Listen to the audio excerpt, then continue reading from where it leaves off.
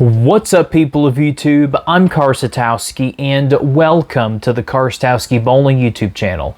So in today's PBA Bowling Breakdown, we have the 1981 PBA Showboat Invitational. So let's go ahead and get on to this title match. This is the title match of the 1981 PBA Showboat Invitational featuring Earl Anthony and Mark Roth. Now, before there was Walter Ray Williams Jr. and Pete Weber vying for the best bowler of all time, and even Norm Duke, it was pretty much clear that both Earl Anthony and Mark Roth would end up being two of the greatest bowlers pretty much prior to the 2000s. I'd say probably before about 1990, there was no question that these two were the best players in the first 35 years of the PBA Tour. So 35 years. Like, they were the first and second highest title earning bowlers pretty much until Walter Ray broke past Mark Roth in the 2000s. Like, pretty much prior to 2000, both these bowlers were the first and second winningest bowlers on the PBA Tour. And Earl starts off with a 7-pin and Mark Roth starts off with a light mixer strike. These bowlers actually are pretty different from each other. Mark Roth was really the original cranker and a right-hander who, a lot of people say that his game wasn't all that pretty, but it sure was effective.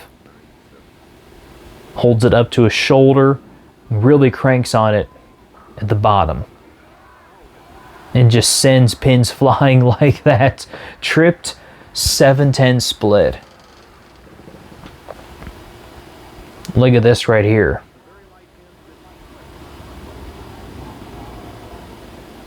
Look at that. And Earl Anthony is pretty much the opposite.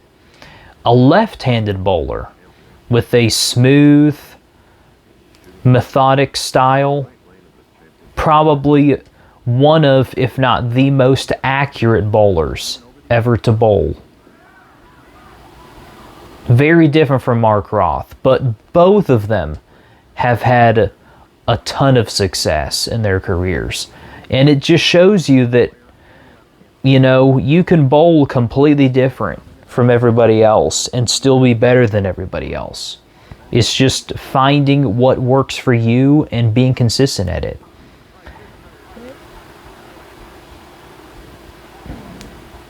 Two 9 spares for Earl Anthony to start off with, and 2 strikes for Mark Roth. All-time leading money winner at Showboat Invitational.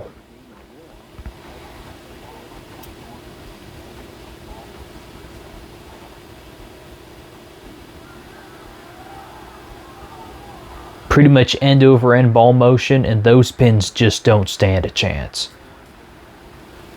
This is actually my very first time reviewing a title match with Earl Anthony in it. I've seen step outers with Earl in it, but this is my first time doing it on the channel.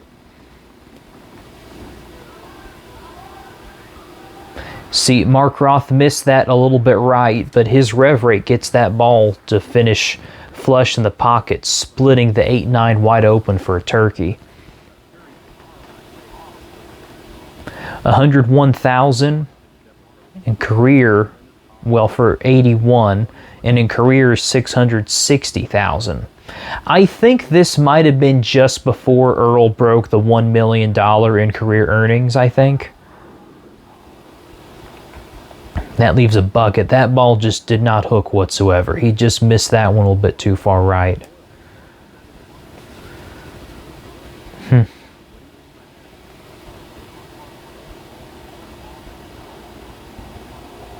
Earl Anthony, I think he passed away in 2001. I believe he was probably late. I think he was late 60s at the time. And Mark Roth passed away in, I think it was 2022 at like, I think he was 70. This actually skipped ahead a little bit. And Earl gets a high flush strike, chirping out the 7-pin. I had to skip past the commercials a little bit. Looks like they skipped ahead maybe by frame. Mark does not take very much time on the approach. There's some players who take quite a bit of time by the time they get up to their approach and grab their bowling ball, who take a while, and there's some players who just grab the bowling ball and go. And I'm definitely one of those kind of players. I don't take much time at all on the approach. I just get my ball, go up on the approach, get set up, look at my target, and then just go. I don't want to spend too much time thinking about it. I just want to make sure everything feels correct and then just go. Because a whole bunch of stuff can happen within a few extra seconds of being on the approach.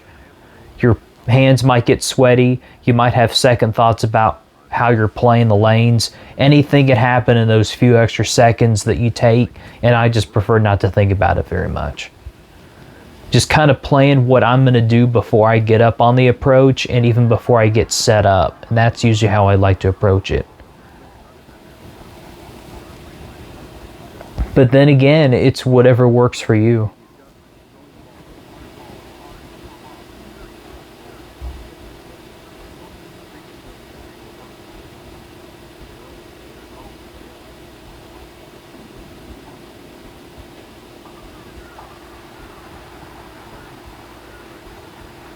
All right, so both of them have a turkey.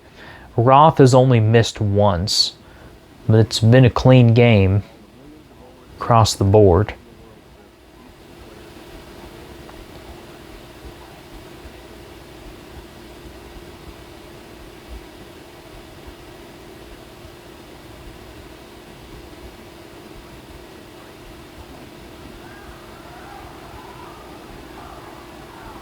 Great shot to leave a ringing 7.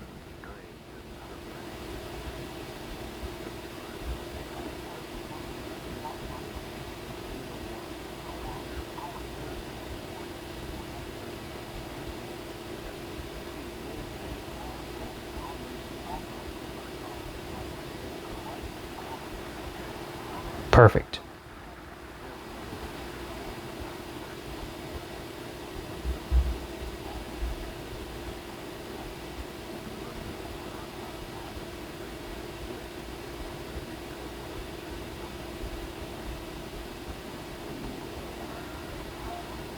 He also puts a lot of loft on the ball a lot of times.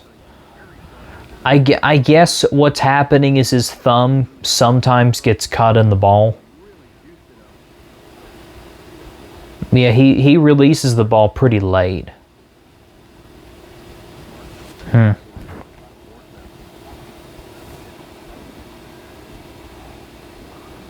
and how his wrist comes around the ball, that also helps a little bit with loft.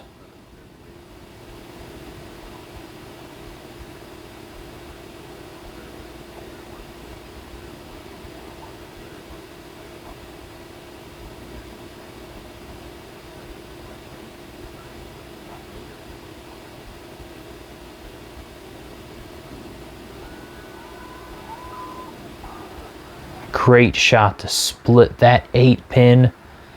Whew, boy.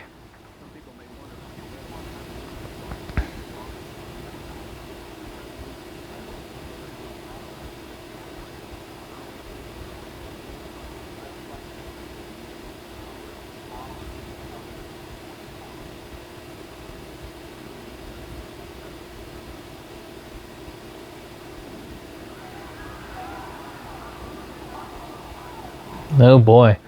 Man, his ball started rolling early.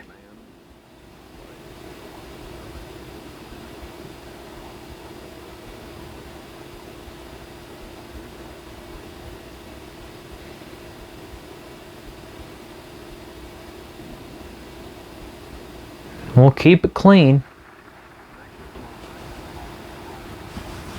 Yep, down 9. Pretty back and forth match here.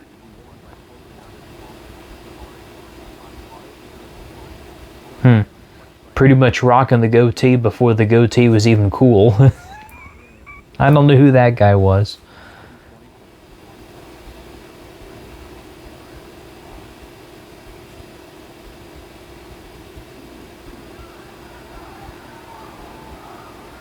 Oh, split that rack. Can opener strike.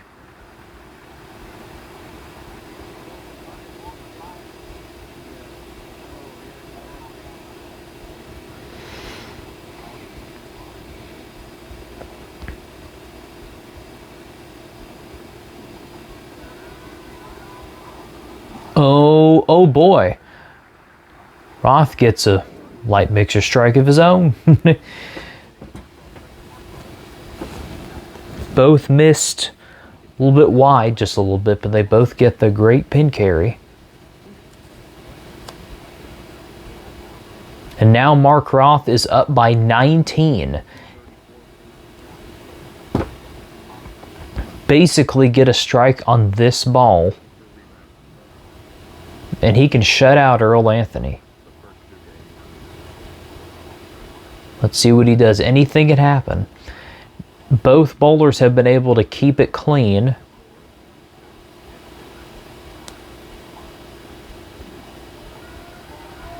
Not bad. There you go. And that pretty much locks up the title for Mark Roth.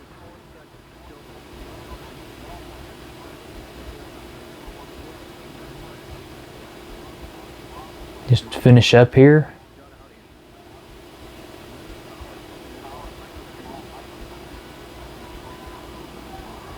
There you go. Another high flush strike for measure.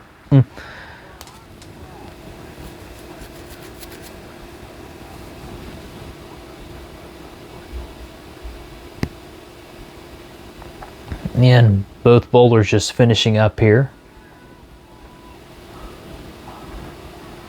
Oh, just leaves that 4-pin.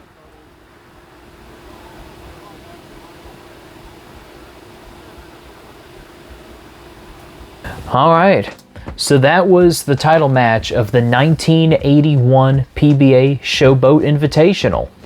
That was the very first time that I recorded a bowling breakdown with Earl Anthony and Mark Roth in the title match. And I don't think that's going to be the last time at all. I think I'm going to do quite a few of those in me doing my bowling breakdowns. And if you all do not want to miss any of those, then be sure to hit that subscribe button down below. Anyway, so I'm Karsatowski. Keep watching my content, and I'll see you in that next video. See ya.